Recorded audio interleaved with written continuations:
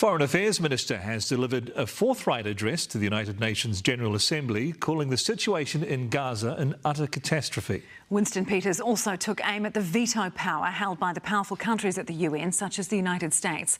Political reporter Jamie Ensor has the details. 6 months since Hamas's bloody assault and 6 months of Israel's brutal retaliation.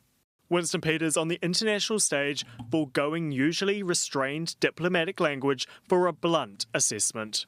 The situation in Gaza is an utter catastrophe. Concerned with both Hamas and Israel's actions. New Zealand condemns Hamas for its heinous terrorist attacks on 7 October.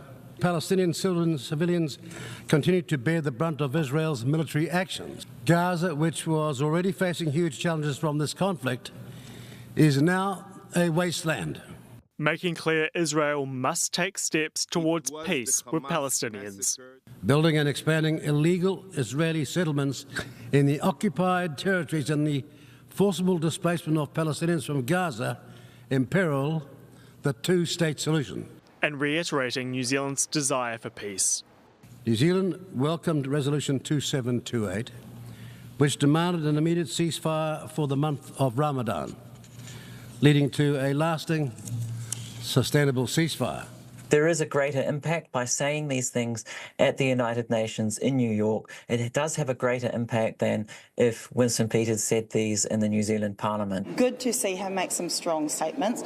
We need to back that up now with some action. Labour's Foreign Affairs and Trade team also encouraged. Of course we should have been making the comments earlier. Of course we should have, but never too late. I was pleased to see his language being tougher. Even if their leader, who has criticised the government's response, wasn't fully across it. But I haven't had a chance to see the detail of it. Peters also voiced opposition to the veto powers held by the 5 permanent members of the UN Security Council. It's a long-standing grievance for New Zealand, something raised recently when we chaired the Security Council, and also as Russia vetoed decisions in the wake of its invasion of Ukraine.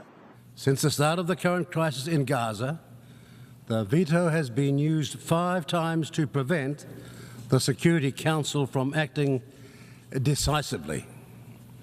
This has seen the Council fail in its responsibility to maintain international peace and security.